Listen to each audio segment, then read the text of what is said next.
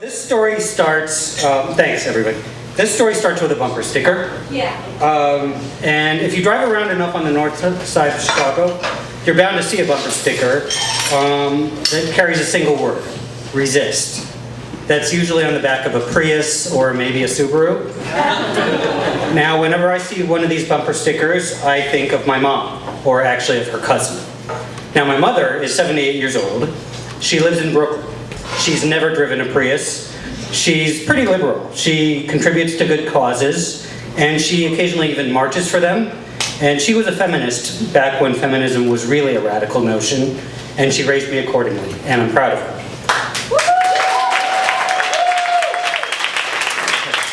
Playing to the home crowd. But this story isn't about my mom either. She had this cousin, and that's who I want to talk about. This cousin was many years older than my mother. He lived in France, and his name was Robert. He died in World War II, but not as a soldier and not in the camps. He was, according to family legend, in the French Resistance. That's pretty much all I know for certain about Cousin Robert. Was he a budding Torah scholar? Was he good to his mother? Was he violent or a thief? I have no idea. So, in the absence of actual facts about Cousin Robert, I like to make up my own. I imagine Robert as this handsome guy in his early 20s. He wears a beret, of course. He smokes cigarettes. He drinks wine in cafes. He speaks Yiddish to his parents, and Russian to his oldest friends, and French to everyone else. I imagine him having these torrid love affairs with older women, married women maybe, and he kills Nazis. And that's what made Robert remarkable, the French Resistance. So for the next part of the story, let's return to actual known facts. La Resistance was not a single defined entity. It was a loosely organized confederation of diverse movements, united really only in their opposition to their Nazi occupiers and the Vichy collaborators. Small cells of fighters who also published underground newspapers. They helped Allied soldiers, gathered intelligence about Nazi troop movements. So there were many different kinds of resistance fighters: conservative Catholics, French patriots, communists, socialists, and Jews. Each of these had their own group of comrades with whom they fought, lived, and died. Robert was Jewish, but whether he identified more closely with the Jewish fighters or with the communists or socialists, I can't say.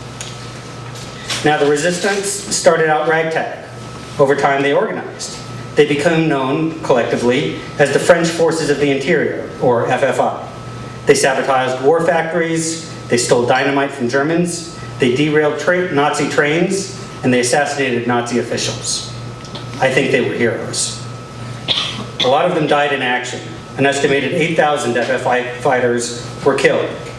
I believe, but do not know, that Cousin Robert was among that number. Thousands more were captured and deported. Now, with all due respect to our friend in the Prius, that was a resistance. Now, as I said, I don't know many actual facts about Cousin Robert, but I felt his presence. So I'd like to tell you about that for a moment. For me, like for a lot of American Jews, the Holocaust still weighs heavily. 6 million is a number so overwhelming that we can't even comprehend it, but we think about it a lot. A collective trauma inflicted upon a people has deep psychological impact. It lasts generations. It informs our politics and our worldview, not always in a good way. We come to terms with it however we can. I didn't lose relatives in the camps, at least not that I know of. Most of my family was here already, except for that branch that stopped in France on the way from Russia. That was Robert's family. So here's how I tried to confront the Holocaust, or to come to terms with it. A few years ago, as a board member of a Jewish organization, I visited Germany. We stayed in Berlin mostly, meeting with government officials, immigrants' rights activists, and representatives from what remains of the local Jewish community. Celebrating Shabbat at the famous Oranienburger Strasse synagogue was a particular highlight, my personal fuck you to Hitler and his Nazis. And one day we toured Buchenwald, which is a concentration camp in the former East Germany, near Weimar. Buchenwald wasn't a death camp like Auschwitz, it was a concentration camp. Prisoners were housed there rather than simply being slaughtered, but conditions were harsh and many died. Today, Buchenwald is an education center. So the day I visited, it was weird to see groups of school children in this place where so many had suffered so much. I tried not to let that bother me. It was a beautiful and sunny day. This was also dissonant. So I split off from the group and walked around by myself.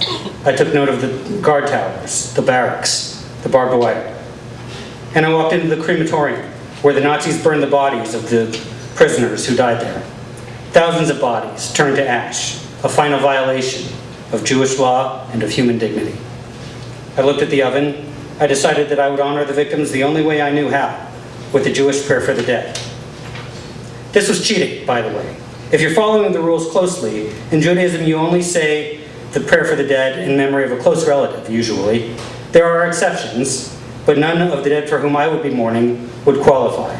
Nevertheless, I couldn't stand the thought of those thousands of dead going unmourned, even for a moment. So I looked around the room to make sure that there were at least 10 adults nearby, covered my head, and began to speak the words of Kaddish.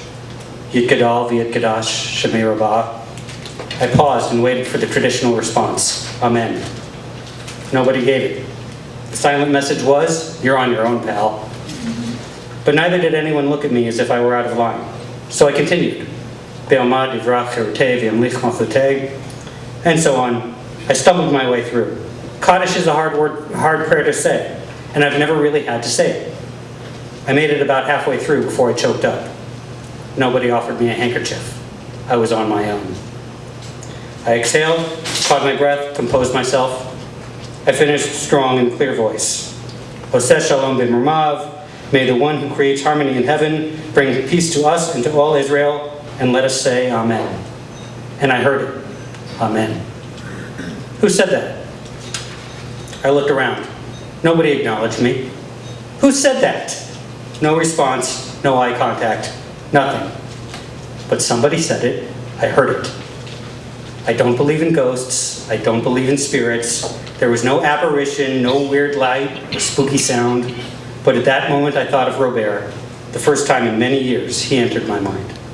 I pictured him leaning against the wall, cigarette in hand. This isn't how I went, I imagined him saying to me. Lots of people died here, but not me. My story is different. Okay. I turned around and walked out of the crematorium, caught up to my group. But I couldn't concentrate on the lecture that afternoon about Buchenwald. I kept thinking about Robert, how his story was different, heroic, resistant to the last, and no one will ever truly know it. Thank you.